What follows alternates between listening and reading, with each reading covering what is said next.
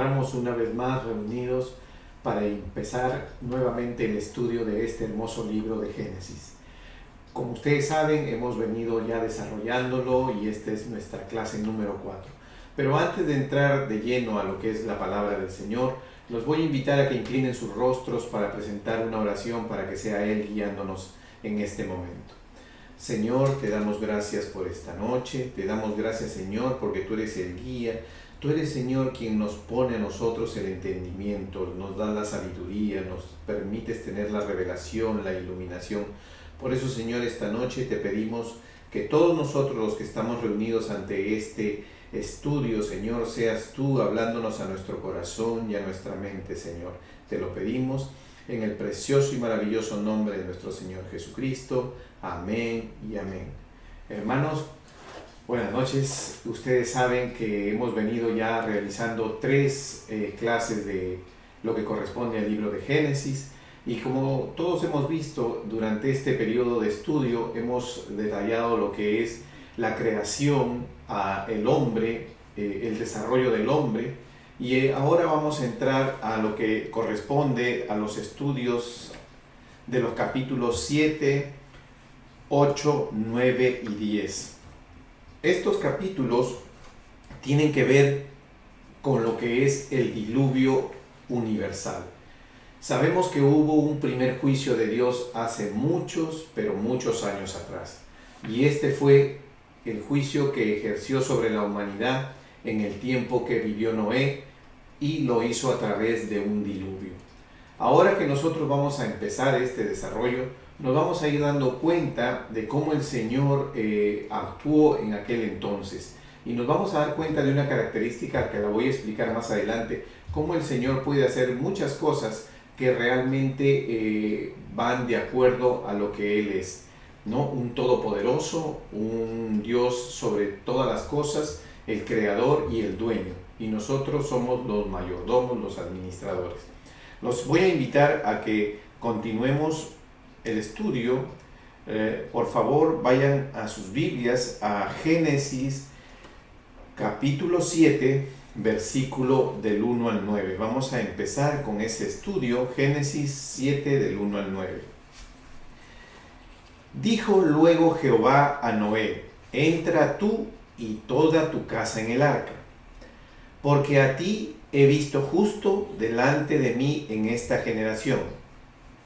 Yo quiero detenerme aquí en este primer versículo porque es una manera en que Dios muestra su tratamiento con el hombre. Y cuando dice él en el versículo 1, dijo luego Jehová a Noé: entra tú y toda tu casa en el arca, porque a ti he visto justo delante de mí en esta generación. No le menciona ni a la esposa ni a los hijos. ¿Se dan cuenta ustedes? Lo menciona que el justo es él, Noé. Y por el justo de Noé, los hijos, o sea, su casa, son salvos. Por eso dice la palabra que nosotros seremos salvos, como dice la palabra, tú y tu casa serás salvo. Y ese es un principio que Dios nos viene mostrando desde el primer versículo de este capítulo número 7, cuando le dice a Noé: a ti he visto justo, tú y tu casa. Vamos a continuar. De todo animal limpio tomarás 7 parejas, macho y su hembra. Mas de los animales que no son limpios, una pareja, el macho y su hembra. ¿Qué quiere decirnos acá? Que va a tomar de todo tipo de animal, los que consideran limpios y los que consideran que no son limpios. Porque realmente el Señor lo que está tratando es de mantener lo que es la especie animal en todos sus aspectos. También de las aves de los cielos, 7 parejas, macho y hembra, para conservar viva la especie y sobre la faz de la tierra. Porque pasado aún 7 días, yo haré llover sobre la tierra 40 días y 40 noches. Y raeré sobre la faz de la tierra a todo ser viviente que hice. E hizo Noé conforme a todo lo que le mandó Jehová. Como ustedes van a poder observar, no solamente el Señor en este momento, en estos versículos que están comprendidos entre el 1 y el 9, nos va a hacer ver que en el versículo 4 dice, porque pasados aún 7 días yo haré llover. Nos está diciendo que cuando Noé entra en el arca, cuando Él manda que Noé entre en el arca, no es que Noé entre en el arca el día del diluvio, ni el día anterior. Noé entra al arca 7 días antes del diluvio. 7 días antes el Señor ya los salvó a Noé y su casa, los guardó de este diluvio diciéndoles hora de entrar. Y dice la palabra, porque pasado aún 7 días haré llover 40 días y 40 noches. ¿Qué nos está diciendo con esto? Que nos está dando un ejemplo más de cómo el Señor trata al justo. Y cuando hablamos de tratamiento al justo, ahora si nos movemos al tiempo actual, porque recuerden que nuestro Señor Jesucristo, en lo que es Mateo 24, dice que los últimos tiempos serán como los tiempos de Noé. Entonces hay que prestarle mucha atención a cada cosa que hemos venido desarrollando. ¿Qué quiere decir? ¿Qué quiere decir? Que en los últimos tiempos, en los tiempos del Apocalipsis, en los tiempos en que Dios va a volver a ejercer un juicio, recuerden que este es el primer juicio. En el primer juicio el Señor salvó a Noé antes de que iniciase ese castigo. Y lo salvó no solamente a la puerta de iniciarse el castigo, sino que lo hizo 7 días antes.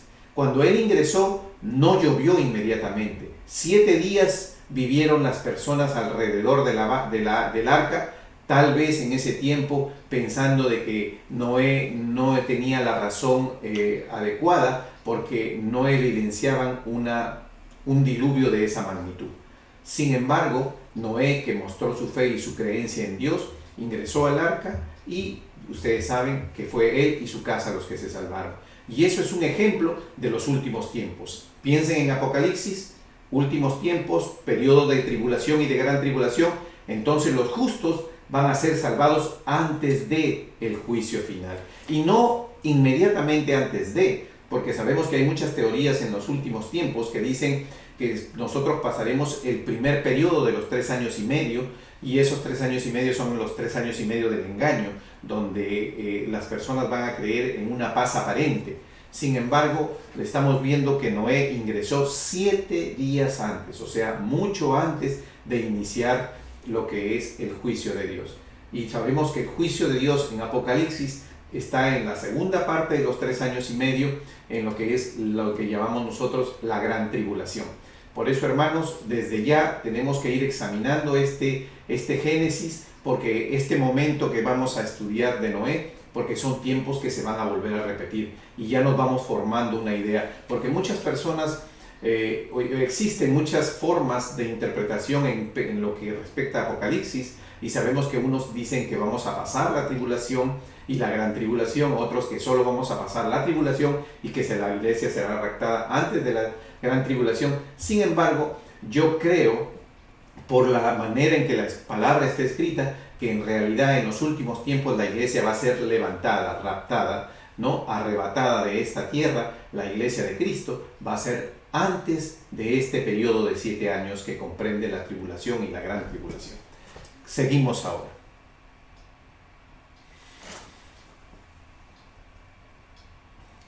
Versículo 5. E hizo Noé conforme a todo lo que le mandó Jehová. Era Noé de 600 años cuando el diluvio de las aguas vino sobre la tierra. Y por causa de las aguas del diluvio entró Noé al arca, y con él sus hijos, su mujer y las mujeres de sus hijos.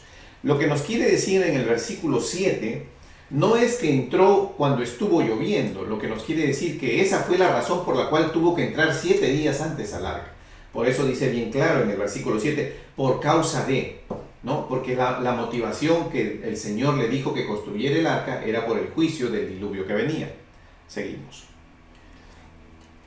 De los animales limpios y de los animales que no eran limpios, de las aves y de todo lo que se arrastra sobre la tierra, de 2 en 2 entraron con Noé en el arca, macho y hembra, como mandó Dios a Noé. Esto este último versículo nos confirma a nosotros que efectivamente tuvo que ser 7 días antes, porque no solo ingresó Noé, ingresaron muchos animales al arca. Entonces hubo necesidad de hacer un ingreso. Piensen ustedes en el orden que había que establecer. Ya hemos estudiado que el arca tenía 3 pisos, había que ubicar no solamente los animales, había que ubicar todo lo que son las provisiones para poder sobrevivir a este tiempo de diluvio, este tiempo de juicio de Dios. Por eso que confirmamos aún en este momento, cuando terminamos con leyendo este versículo, que efectivamente tuvo que ingresar 7 días antes de los 40 días y las 40 noches que el Señor emitió el juicio del diluvio. Seguimos en el versículo 10. Versículo 10. Y sucedió que al 7º día las aguas del diluvio vinieron sobre la tierra. Nos volvemos a confirmar que fue 7 días después que ya Noé estaba en el arca. El año 600 de la vida de Noé, en el mes segundo, a los 17 días del mes. Aquel día fueron rotas todas las fuentes del grande abismo y las cataratas de los cielos fueron abiertas y hubo lluvia sobre la tierra 40 días y 40 noches. Como ustedes pueden ver, aquí el Señor nos habla, y ahí era cuando empezamos a hablarlo de Génesis, sobre lo que era el manejo de los calendarios, el manejo de los tiempos, cómo calificamos los tiempos, qué tiempos vivimos ahora, nosotros vivimos, o qué horario vivimos ahora, vivimos bajo un calendario gregoriano y vivimos bajo un horario que está sujeto a este calendario. De la misma manera, pero cuando Noé estuvo sobre la tierra y su familia, en ese entonces no tenemos un registro de ningún calendario. Era la manera en que ellos tenían que guiarse, lo podemos pensar o lo podemos deducir, que tenía que ver con la posición lunar y la posición del sol. Esa era la manera en que ellos podían contar los días, las semanas, los meses y también los años. Porque cuando iniciamos este estudio nos dimos cuenta que el Señor habló sobre lo que era la mañana, la tarde y la mañana, y era un día. ¿Eso qué quiere decir? De que era la manera en que contaba, y puso, dice, para diferenciar el día y la noche, el sol y la luna. Y así es como nos está haciendo ver acá, y dice en el versículo 10, y sucedió que al 7º día las aguas del diluvio vinieron sobre la tierra. Esto nos hace ver a nosotros que Dios tiene el control. Dios dice cuándo va a llover en este castigo de Dios. Él maneja, a Él lo escucha la naturaleza, a Él lo escuchan no solo las aguas, lo escucha toda la creación, lo escucha al Señor. Le obedece su creación, porque es su creación y es un Dios todopoderoso. Y aquí el Señor no solo nos demuestra que le obedece su creación, sino que aún el Señor nos demuestra que Él puede manejar las leyes naturales. Y vamos a ver más adelante que Él no solo maneja las leyes naturales, sino las leyes físicas, las leyes químicas, ¿no? La ley de gravedad. Todo eso lo maneja el Señor. El hombre está sujeto a las leyes naturales, a las leyes físicas. El hombre está sujeto a las leyes de Dios, pero Dios está por encima de todas las leyes. Él no está sujeto a las leyes. A veces podemos un poco malinterpretar esto que se dice como que el Señor no puede hacer esto o lo otro porque estaría rompiendo su ley. Señores, Dios es todopoderoso y Él no se va a encajonar en una caja de leyes o una caja de normas donde los hombres sí están sujetos, porque Él es Dios. Y en este es un ejemplo claro cuando Él maneja lo que es la ley de la naturaleza y evitando que sea la consecuencia normal del desarrollo natural, Él abre, dice, las puertas y las aguas vienen. Continuamos. Dice, y hubo lluvia sobre la tierra 40 días y 40 noches.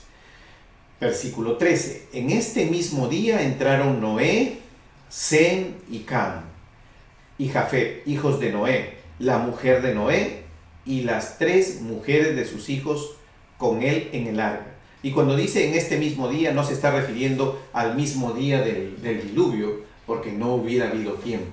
lo que está refiriéndose es a que fue el día en que Dios le dispuso para lo que es el diluvio, como dice acá, al séptimo día las aguas del diluvio vinieron sobre la tierra. Dice, ellos y todos los animales silvestres según su especie, y todos los animales domesticados según sus especies, y todo reptil que se arrastra sobre la tierra según su especie, y toda ave según su especie, y todo pájaro de toda especie. Vinieron pues con Noé al arca de 2 en 2, de toda carne en que había espíritu de vida. Y quiero que le prestemos atención porque aquí nos vamos a ir dando cuenta que cómo el Señor ha actuado con respecto a los animales también. Y los que vinieron macho y hembra de toda carne vinieron, como le había mandado Dios, y Jehová les cerró la puerta. Observen ustedes que fue Jehová quien cerró la puerta. Y fue el diluvio 40 días sobre la tierra, y las aguas crecieron y alzaron el arca y se elevó sobre la tierra. Y subieron las aguas y crecieron en gran manera sobre la tierra, y flotaba el arca sobre la superficie de las aguas. Como ustedes pueden ver, en 40 días y en 40 noches, el agua de la lluvia que se desató en ese entonces, de esas tormentas que hubo, subió tanto que el arca empezó a flotar. Pero pónganse a pensar que en el detalle y la construcción del arca no se concibió un timón para guiar este barco, porque este es un barco muy grande. Si hacemos las comparaciones nos vamos a dar cuenta que es muy grande. Entonces, ¿cómo es que fue guiado este barco? Fue guiado por Dios. ¿Cómo fue protegido este barco? Porque recuerden que al haber diluvio las montañas se levantaron, las montañas que eran altas estaban levantadas y eran como islas, si es que así hubiera sido el caso. Pero no fue ese el caso, porque el Señor, que tiene el control de todo y que todo lo sabe, Él sabía que esta arca no se le había diseñado un timón, porque Él iba a ser el guía. Y vamos a observar cuál es la solución que el Señor le da, y lo seguimos leyendo y lo vamos a encontrar. Dice, versículo 19, y las aguas subieron mucho sobre la tierra, y todos los montes altos que había debajo de los cielos fueron cubiertos. Y aquí está la solución. Subieron tanto las aguas que no hubo un solo monte que se podía ver. Ninguna montaña podía ser observada. Es más, nos da hasta la altura el Señor y dice, 15 codos más altos subieron las aguas después que fueron cubiertos los montes. ¿Y por qué? Porque ustedes saben que toda embarcación tiene una medición que queda debajo del agua. Por eso el Señor puso 15 codos por encima del monte más alto. ¿Para qué? Para que el arca se pueda mover libremente. Para que el arca no pueda chocar con ningún terreno y se rompa y las personas que estaban adentro puedan morir. Como ustedes pueden ver, bajo ninguna circunstancia Noé y su familia estaban en peligro de poder sufrir un impacto por esta tormenta. ¿Por qué? Porque el Señor ya había diseñado todo y Él es el que guió. Y aún así vamos a continuar porque el Señor es el que elige el monte donde se va a asentar al final el arca. Continuamos. Y murió toda carne que se mueve sobre la tierra, así de aves como de ganado, y de bestias, y de todo reptil que arrastra sobre la tierra, y todo hombre. Todo lo que tenía aliento de espíritu de vida en sus narices. ¿Recuerdan ustedes la historia de Adán y Eva? ¿Cómo es que el Señor a Adán y Eva le impartió la vida a Adán? Dice, sopló aliento de vida en sus narices. Y cuando nosotros leemos aquí, en este versículo, que dice, todo lo que tenía, en el 22, versículo 22, y dice, todo lo que tenía aliento de espíritu de vida en sus narices. ¿Qué nos quiere decir el Señor? Que no solo Él sopló al final aliento de vida sobre lo que es el hombre, sino que Él dio aliento de vida. Él es el dueño de la vida del hombre y de los animales, no solo porque así ya lo sabíamos, lo creemos, sino porque está escrito en la palabra. Por eso dice bien claro aquí, cuando habla en el 22 que todo lo que tenía aliento de espíritu de vida en sus narices, para que nosotros entendamos que viene de Dios, como se fue con Adán, todo lo que había en la tierra murió. Y eso es la manera en que el Señor nos está mostrando. Observemos. Continuamos. Así fue destruido todo ser que vivía sobre la faz de la tierra, desde el hombre hasta la bestia, los reptiles y las aves del cielo, y fueron raídos de la tierra, y quedó solamente Noé y los que con él estaban en el arca. Y prevalecieron las aguas sobre la tierra 150 días. A partir de ahora nosotros vamos a empezar a notar cómo el Señor comienza a dar la descripción sobre la permanencia de las aguas y el tiempo de permanencia en el arca de Noé. Pero hay que tomar en cuenta que cuando el Señor comienza a hablar sobre estos tiempos, es que el Señor nos va detallando gradualmente cómo es que van sucediendo las cosas, hasta señalarnos el día exacto y preciso en que Noé sale del arca con su familia. Continuamos, ahora vamos a pasar al capítulo 8. Los invito a que continuemos al capítulo siguiente. Capítulo 8 dice: y se acordó Dios de Noé, y de todos los animales y de todas las bestias que estaban con él en el arca, e hizo pasar Dios un viento sobre la tierra, y disminuyeron las aguas. Y se cerraron las fuentes del abismo y las cataratas de los cielos, y la lluvia de los cielos fue detenida. Y las aguas decrecían gradualmente sobre la tierra, y se retiraron las aguas al cabo de 150 días. Y reposó el arca en el mes séptimo, a los 17 días del mes, sobre el monte Ararat.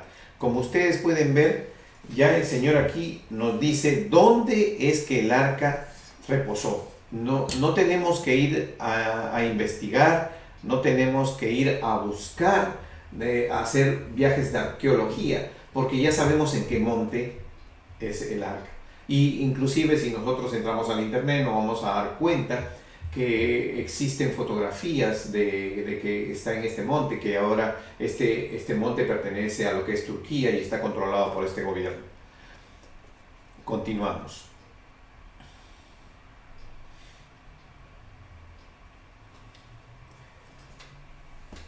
Y las aguas fueron decreciendo hasta el mes décimo. En el décimo, al primero del mes, se descubrieron las cimas de los montes. Ya con esto nos está diciendo que las aguas empezaron a bajar bastante y que ya comenzamos a ver un poco de tierra. No totalmente, pero ya un poco de tierra. Sucedió que al cabo de 40 días abrió Noé la ventana del arca que había hecho y envió un cuervo, el cual salió y estuvo yendo y volviendo hasta que las aguas se secaron sobre la tierra. Luego dice en el versículo 8, dice: envió también de sí una paloma para ver si las aguas se habían retirado de sobre la faz de la tierra. Observen ustedes cómo el cuervo salió y estuvo yendo y volviendo hasta que las aguas se secaron sobre la tierra. Pero cuando hablamos de que se secaron, es que el cuervo no requiere realmente de un sitio muy limpio, y después vamos a ver los significados de que esto puede tener en la palabra de Dios. Y envió también de sí una paloma, pero sabemos que las palomas solo se asientan en lugares totalmente secos. Y continuamos. Versículo 9. Y no halló la paloma dónde sentar la planta de su pie, y volvió a el arca, porque las aguas estaban aún sobre la faz de toda la tierra. Entonces él extendió su mano y tomándola la hizo entrar consigo en el arca. Esperó aún otros 7 días y volvió a enviar la paloma fuera del arca.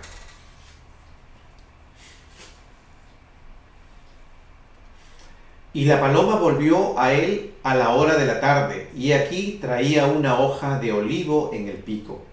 Y entendió Noé que las aguas se habían retirado sobre la tierra. Y esperó aún otros 7 días más, y envió la paloma, la cual no volvió ya más a él. Y sucedió que en el año 601 de Noé, en el mes primero, el día primero del mes, las aguas se secaron sobre la tierra, y quitó Noé la cubierta del arca, y miró, he aquí, que la faz de la tierra estaba seca. Y en el mes segundo, y observen ustedes cómo esto es en el mes primero, y en el mes segundo, a los 27 días del mes se secó la tierra. Entonces habló Dios a Noé diciendo, sal del arca, tú y tu mujer y tus hijos y las mujeres de tus hijos contigo. Observen cómo ustedes en este versículo 14 nos estamos dando cuenta de que realmente Noé no sale del arca porque ya pensó que estaba seca la tierra. Porque ya vemos que desde antes ya la paloma no regresó porque ya estaba seca la tierra. De repente a la vista de él podría estar en la visión cortada que tenemos, en una visión limitada del hombre, se veía seco. Pero aún así él esperó la indicación de Dios. Así como entró con la indicación de Dios, esperó la indicación de Dios para salir. Y esto también es algo que nosotros debemos tomar en cuenta, porque fue hallado un hombre justo. ¿Por qué? Porque era obediente, porque seguía la guianza que Dios le dio. Y eso es lo que nos está evidenciando en este momento. Continuamos.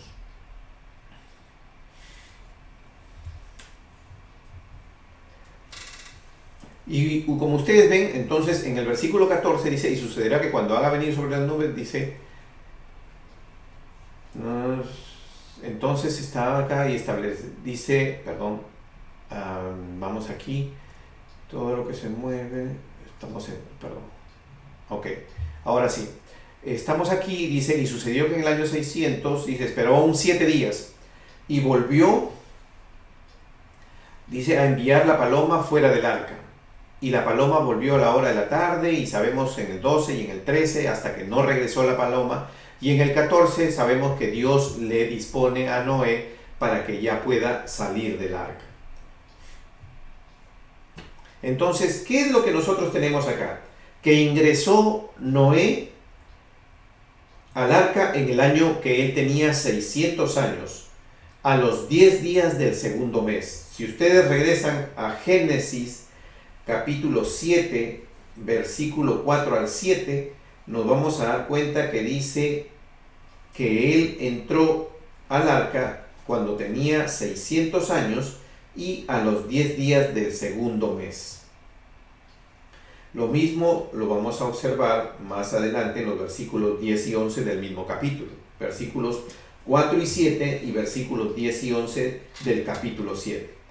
Y la salida de él fue cuando él tenía 601 años, a los 27 días, como dice aquí, a los 27 días del mes se secó la tierra, entonces a los 27 días del segundo mes.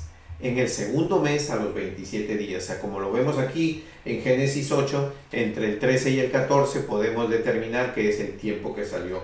Entonces, ¿cuánto tiempo fue el que vivió Noé en el arca? Aproximadamente 1 año y 17 días. Ustedes pueden encontrar una variación, si hacen una investigación, podrían encontrar una variación mínima de tiempo de un día más, un día menos, o unos días más o unos días menos, porque en realidad el calendario de contar los días se estima para contar este tiempo, no tiempos como febrero que tiene 28 días, que en el calendario gregoriano que usamos, sino que se usa un calendario de 30 días exacto por cada mes.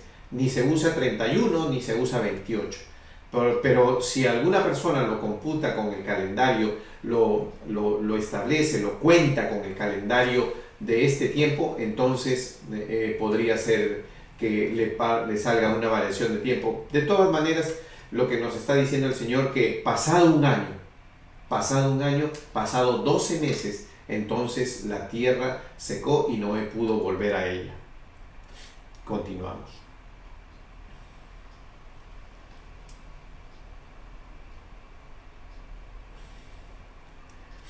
Dice aquí, todos los animales que están contigo, de toda carne, de aves y de bestias y de todo reptil que se arrastra sobre la tierra, sacarás contigo. y vayan por la tierra y fructifiquen y multiplíquense sobre la tierra. Y vuelve el Señor a dar la instrucción nuevamente a Noé que se le dio a Adán y a Eva. Fructifíquense y multiplíquense. Continuamos.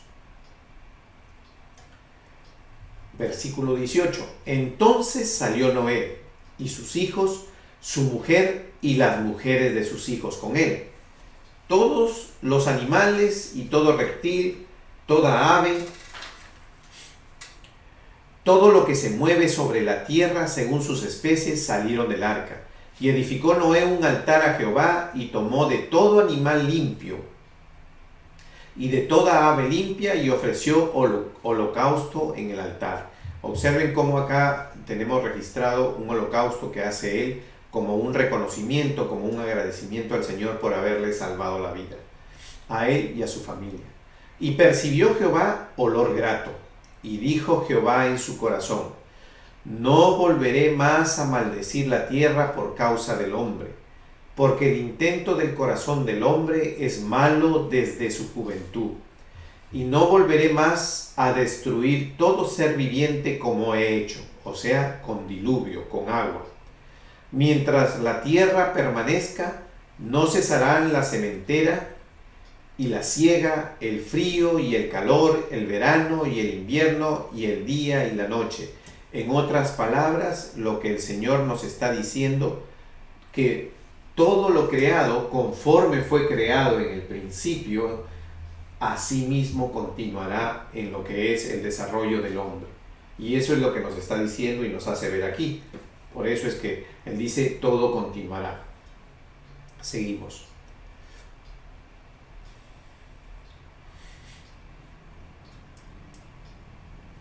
Entonces, con esto el Señor cerramos el capítulo 8 y vamos a entrar al capítulo 9.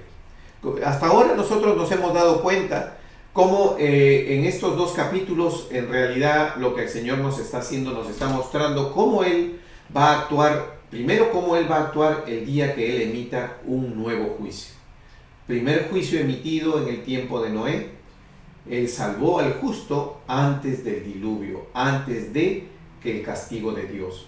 Por eso es que dice, como en los tiempos de Noé, no solamente la maldad, no solamente la corrupción genética, sino también la manera en que Dios va a proceder con nosotros. Después hemos visto cómo el diluvio se ha desarrollado y cómo de una u otra manera el Señor maneja las leyes de la naturaleza. Ahora capítulo 9. Bendijo Dios a Noé y a sus hijos, y les dijo: fructificad y multiplicaos y llenad la tierra. Nuevamente el Señor repite la tarea, la funcionalidad que le encomienda al hombre, que encomendó a Adán y Eva, y ahora se lo encomienda a Noé. El temor y el miedo de vosotros estarán sobre todo animal de la tierra, y sobre toda ave de los cielos, y todo lo que se mueva sobre la tierra, y en todos los peces del mar, en vuestra mano son entregados. O sea que nos da la mayordomía de la naturaleza creada por Dios.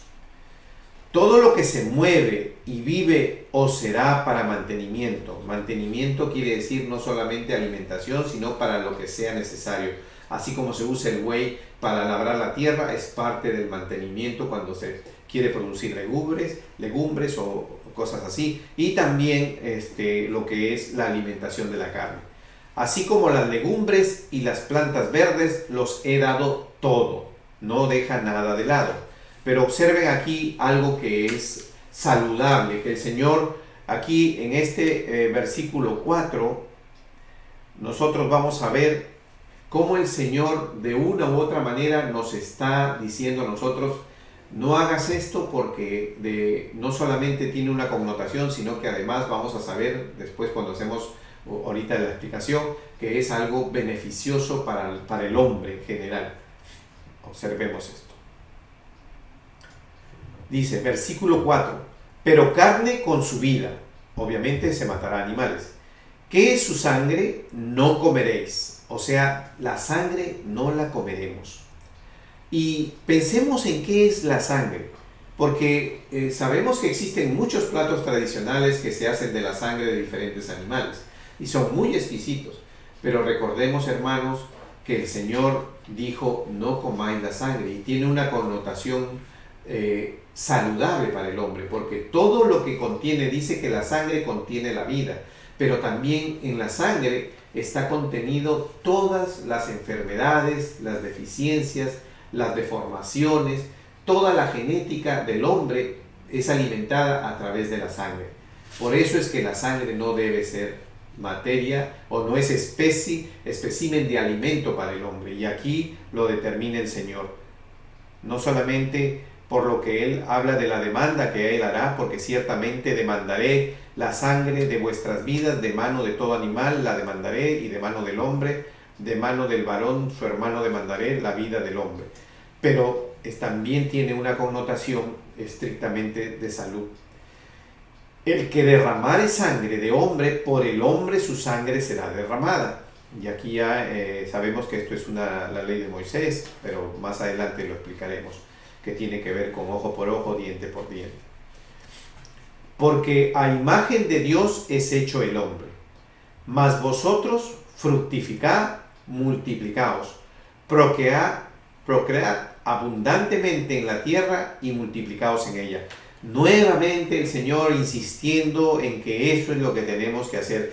En otras palabras, la principal función,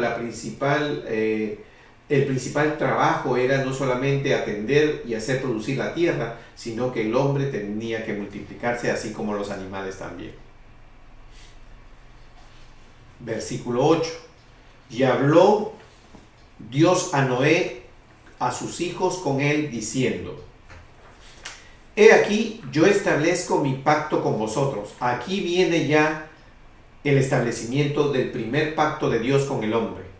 Y no solo con el hombre, y aquí lo vamos a ir a ver. Y con vuestros descendientes después de vosotros. O sea que es un pacto entre el hombre de ese momento, que era Noé, y sus hijos, sino que también con los descendientes que vengan. Y con todo ser viviente que está con vosotros. Y cuando hablamos con todo ser viviente, quiere decir que el pacto es extendido a aves, animales y toda bestia de la tierra que está con nosotros, desde todos los que salieron del arca hasta todo animal de la tierra. ¿Se dan cuenta ustedes cómo es que el Señor establece un pacto no solo con Noé? Este no es un pacto personalizado hacia Noé, es hacia Noé y hacia toda la vida que Él creó sobre la tierra. ¿Y por qué? Porque el pacto, ¿en qué consiste? Consiste en no volver a exterminar la tierra, no volver a destruir la tierra con agua. Y dice acá en el versículo 11, estableceré mi pacto con vosotros, y no exterminaré ya más toda carne con aguas de diluvio, ni habrá más diluvio para destruir la tierra. Y dijo Dios, esta es la señal del pacto que yo establezco entre mí y vosotros, y todo ser viviente que está con vosotros por los siglos perpetuos. Y observen cómo ustedes, el Señor en ningún momento pone una condición especial. Cuando habla ya del hombre, de la descendencia, de los animales, ya no está hablando específicamente de los que creen en Él, de los que son justos ante Él, no, está hablando de la humanidad en general y de la creación en general.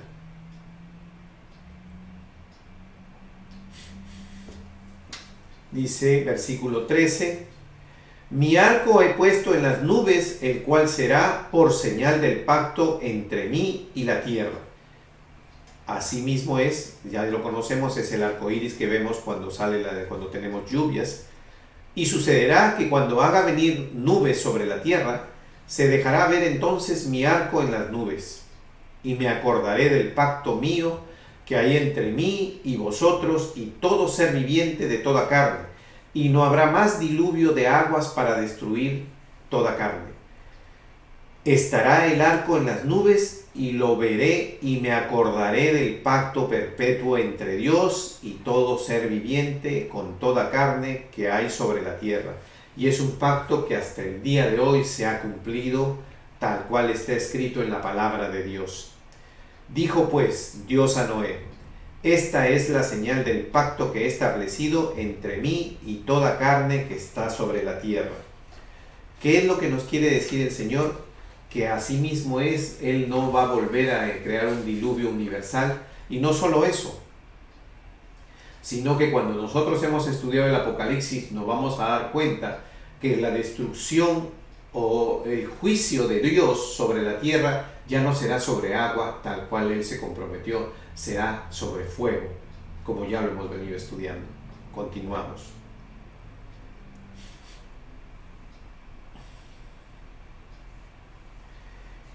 Y dijo Dios a Noé en el 17, esta es la señal de pacto que he establecido entre mí y toda carne que está sobre la tierra, o sea, sobre todo ser viviente. Seguimos, Génesis 9, versículo 18. Y hablamos aquí ya, cuando entramos a Génesis 9, versículo 18, comenzamos ya a examinar algo que tiene que ver con la historia de lo que es el hombre y cómo la formación de todo lo que corresponde a la humanidad en el día de hoy empezó aquí. La embriaguez de Noé, dice la palabra en el título, y dice en el versículo 18. Y los hijos de Noé que salieron del arca fueron Sem, Cam y Jafet. Y Cam es el padre de Canaán. Observen ustedes cómo en el primer versículo ya está haciendo conocer de que Cam es el padre de Canaán. Estos tres son los hijos de Noé, y de ellos fue lleno toda la tierra. O sea, todas las personas que viven en este mundo vienen de descendencia en descendencia a través de Sem, Cam y Jafet. Dice en el versículo 20, después comenzó Noé a labrar la tierra y plantó una viña, y bebió vino y se embriagó, y estaba descubierto en medio de su tienda. Y observen cómo este versículo 21 lo presenta. Y bebió del vino y se embriagó, y estaba descubierto en medio de su tienda. ¿Qué es lo que nos quiere decir descubierto? O sea, desnudo. Eso es lo que nos quiere decir. Y Cam, padre de Canaán, vio la desnudez de su padre y lo dijo a sus dos hermanos que estaban afuera. ¿Eso qué quiere decir? Quiere decir de que Cam entró a la tienda del papá cuando él estaba dormido, desnudo. Sobre este aspecto existen varias interpretaciones sobre lo que se quiere hablar sobre la desnudez que vio Cam. Muchos quieren asociarlo con una perversión sexual, pero la verdad, la palabra hasta este momento no nos indica a nosotros que haberse visto la desnudez del hombre significa la práctica de un acto sexual, ya sea no bueno o malo. En este momento lo que estamos viendo es que viola la intimidad del padre y lo ve desnudo. Y es algo que él no respeta, la desnudez del padre. Pero no tenemos detallado. Yo he escuchado muchos estudios y muchas interpretaciones con respecto a eso que tiene que ver con diferentes maneras de pensarlo. Pero la verdad no es específico en este momento, y hasta donde hemos llegado nos damos cuenta que no lo es. Porque sin embargo, cuando vemos en Adán y Eva y dice que Adán conoció a Eva y tuvo un hijo, entonces sabemos que conocer a su mujer es tener una relación sexual con ella, es unirse a su esposa para procrear. Sin embargo, aquí no hablamos de unión, sino hablamos de vista. Dice, y vio la desnudez de su padre. Seguimos.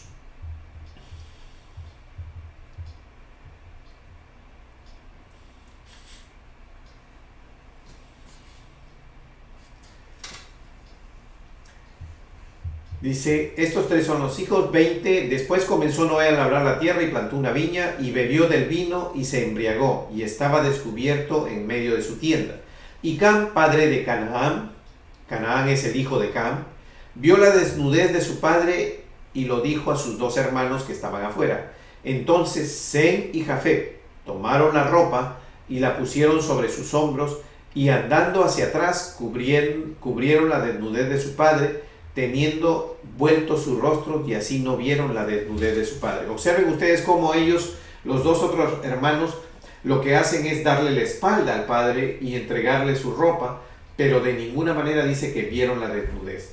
No está detallando que en el acto de entrar de espalda significaría que al no ver su desnudez no tuvieron, o ver su desnudez signifique algo que tenga que ver con una relación de carácter sexual. Y despertó Noé de su embriaguez y supo lo que le había hecho su hijo más joven. ¿Qué nos quiere decir? Que el Cam es el menor de los 3 hermanos. Cam vendría a ser el menor de los 3 hermanos. Dice, seguimos.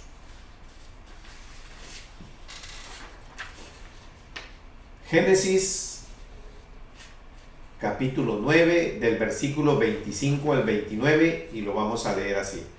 Dice, y dijo, maldito sea Canaán, siervo de siervos, a sus hermanos, dijo más, bendito por Jehová mi Dios sea Sem, y sea Canaán su siervo, y engrandezca Dios a Jafet, y habite en las tiendas de Sem, y sea Canaán su siervo.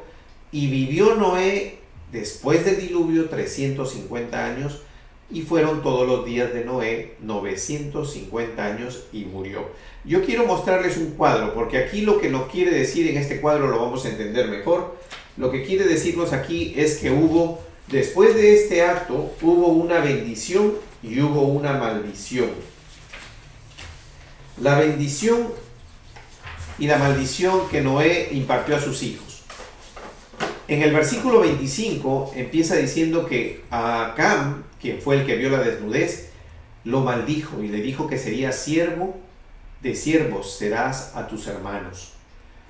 A Sem, que es el hijo de en medio, que es el segundo hijo, recuerden que hablé algo sobre el segundo hijo, Sem es el segundo hijo, le dijo, bendito por Jehová mi Dios sea Sem, y sea Canaán su siervo, o sea, pone a Canaán por debajo de Sem, pero lo bendice a él, lo bendice en forma genérica, le da una bendición total, una bendición general.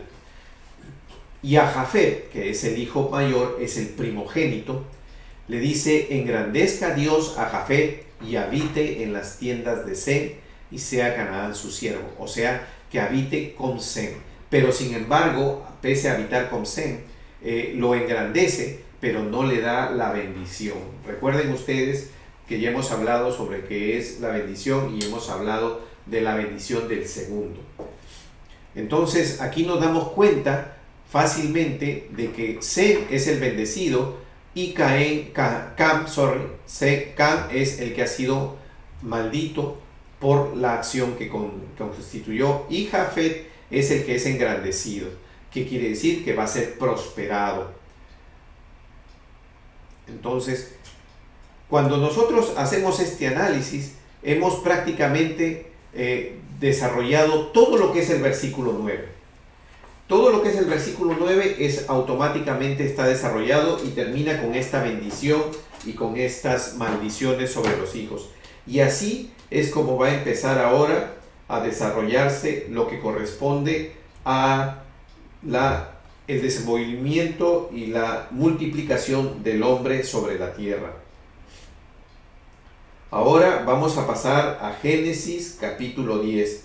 Yo quiero que ustedes me sigan con sus Biblias a Génesis capítulo 10, porque yo les voy a ir presentando un cuadro. Y a través de estos cuadros, porque en el capítulo 10 de Génesis, lo que nosotros tenemos es un detalle generacional. Y lo vamos a entender mejor con el cuadro. Entonces, pasemos a Génesis capítulo 10. Si ustedes comienzan a leer, esto es lo que nos dice el capítulo 10. Y nos dice que Noé tuvo 3 hijos, que ya lo hemos visto. Tuvo a Sem, tuvo a Cam y tuvo a Jafet. Y sabemos, y ya lo expliqué, que Cam es el hijo menor, Sem es el segundo hijo y Jafet es el hijo mayor o el primogénito. Y observen ustedes del segundo hijo cómo es la generación que viene adelante. Y dice que Sem a su vez tuvo 4 hijos que se mencionan, ¿cierto? Pero aparte de esos hijos, siempre vamos a encontrar en la palabra que tuvieron hijos y hijas también. Pero aquí observamos claramente que Sem nos menciona a 5 hijos. Y el hijo Arfaxad es el que se toma para continuar la descendencia. Y de ahí vemos que Arfaxad tuvo a Sala, Sala a Eber, Eber a Peleg, Reú, Serú, Nacor, y de ahí viene Taré. ¿Recuerdan Taré, el padre de Abraham? Y después de eso viene Abraham. Esta es la descendencia de la que proviene nuestro Señor Jesucristo. Sabemos que encima de Sem está Noé, porque estamos tomando cuando el hombre ya fue destruido. Si comenzamos a contar nuevamente después del juicio de Dios, Noé sería el primer hombre sobre la tierra y de ahí comienza la descendencia. Y también vamos a ver aquí que Abraham se casa con Sarai, y observen ustedes cómo se escribe el nombre de Abraham, porque más adelante Dios se lo cambia, y aquí puse yo para evitar que nos vayamos a confundir el nombre y el versículo donde se encuentra el cambio de nombre. Pero sabemos que Abraham y Sarai tuvieron a Isaac, y sabemos que también Isaac es el segundo hijo. ¿Por qué? Porque Abraham tuvo primero hijo con Agar, tuvo su primer hijo con la esclava Agar, que era la sirviente de Sarai. Ante la impaciencia de la promesa, ella le da su esclava para que Abraham se llegue a ella. Y sabemos que nace después el hijo de la promesa viene, que es el segundo hijo de Abraham, y con Sarai, y se llama Isaac. Después Isaac a su vez tuvo dos hijos, que Esaú es el primogénito y Jacob el segundo, y Jacob recibió después la bendición de Dios y se convirtió en Israel. Y sabemos que Dios usó a José, que es el hijo de la segunda esposa de Jacob, porque la primera fue Lea. Entonces José, que es el hijo de la segunda esposa, tuvo a su vez, fue llevado a Egipto. En Egipto se convirtió en una autoridad, y ahí llegaron al final el pueblo de Israel y se instaló en Egipto, para que después de eso los 12 hijos de Jacob, cuando Moisés venga a rescatarlos de la esclavitud, sea ya no liberado 12, sino lo que se constituyó lo que es ya ahora el pueblo de Israel. Entonces nosotros ya vemos acá cómo esto se desarrolla en cuanto a la parte generacional, y eso es lo que quería ver. Eso es lo que nos está diciendo la primera parte de lo que es el capítulo 10. Nos está haciendo ver, y yo lo he separado para que lo podamos entender claramente qué es. Entonces sabemos que Sem es la herencia, es por donde viene todo lo que es la bendición, y es la procedencia de nuestro Señor Jesucristo. Más adelante, cuando ya corresponda, vamos a seguir detallando del pueblo de Israel, cuando viene el primer rey David y todo lo demás, hasta que lleguemos a nuestro Señor Jesucristo. Pero por ahora, esto es lo que nos corresponde observar. Después tenemos a Cam. Tenemos a Cam en el Génesis 10, cuando tenemos también aquí, cuando, por ejemplo, vemos lo que es el hijo menor. El hijo menor de Noé, fue Cam, y es el hijo que fue maldecido, es el hijo que recibió la maldición de Dios. Entonces, este hijo tuvo a su vez 4 hijos. Ya hemos hablado en la clase anterior, hablamos acerca de la tierra de Cus, hablamos acerca de la tierra de Ávila. Entonces, aquí pongo yo la descendencia de ellos, porque Cam tuvo a Cus, a Misraim y a Canaán, como la Biblia los identifica como agentes que tuvieron una descendencia que están reconocidas en la palabra de Dios.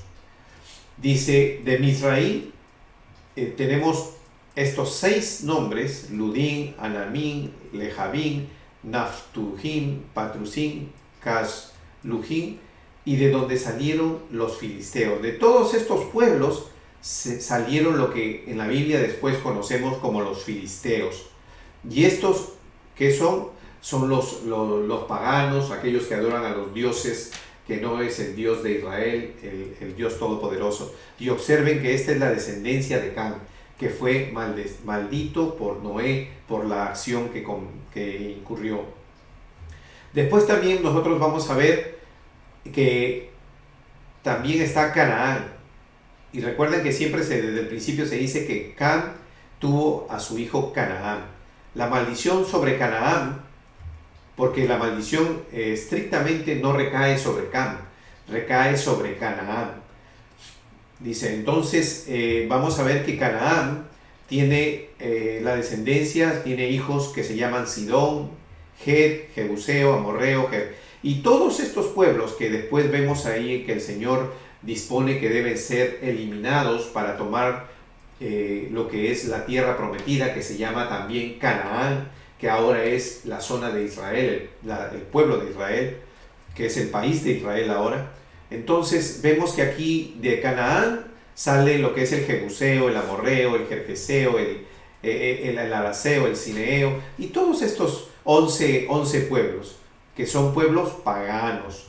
Observen ustedes cómo la descendencia de Cam comienza a ser una descendencia pagana, una descendencia que producto de la maldición llega a ser desviada. Asimismo, conocemos aquí de la descendencia de Cus y sabemos que se habla de Seba, de Ávila, Sabá, Rana, Sabteca y Nimrod.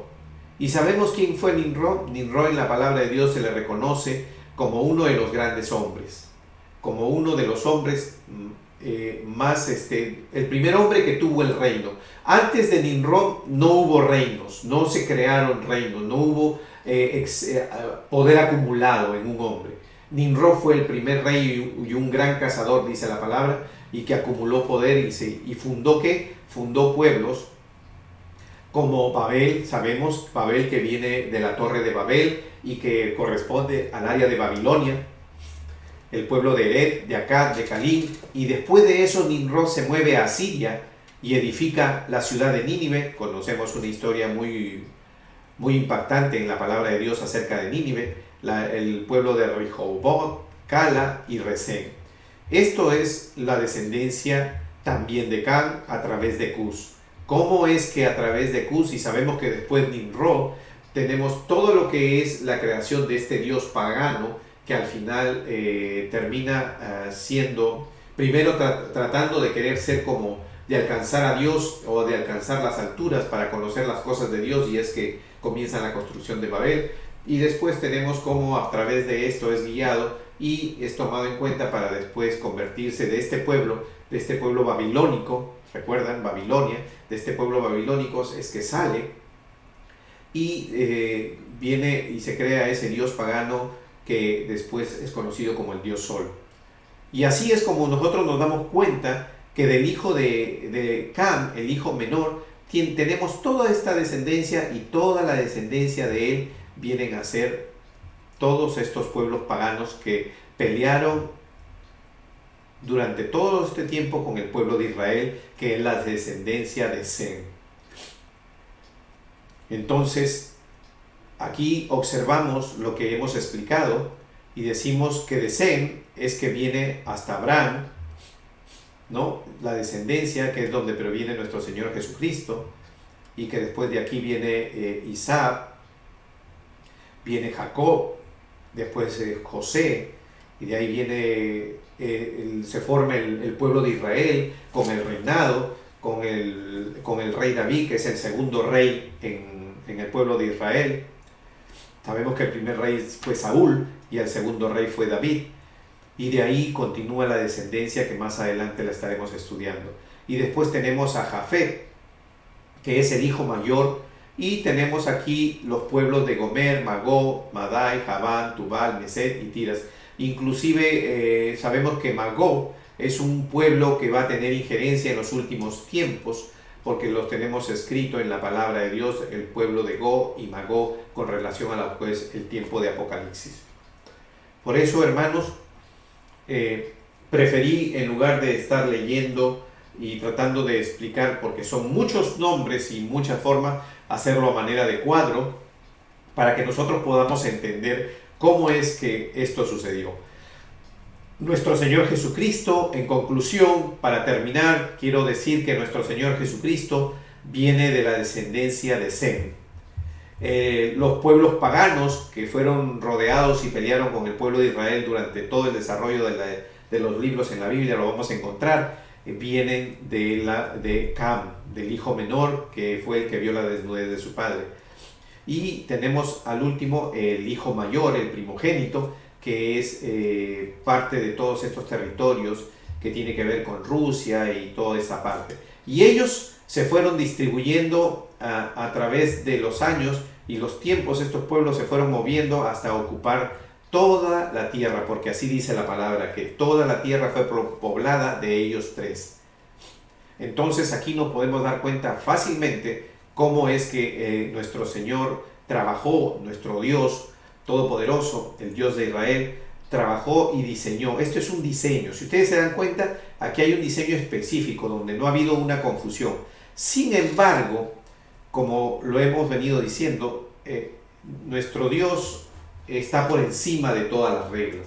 Nuestro Dios está por encima de toda circunstancia. Él es todopoderoso, Él es el creador. Y más adelante vamos a seguir explicando todo esto para que nosotros lo podamos entender cada día mejor. Les agradezco su atención, les agradezco la oportunidad de haberme dado para llegar a ustedes y los espero el próximo martes a las 8:30 de la noche. Dios los bendiga. Y yo proclamaré tu grandeza y tu poder y anunciaré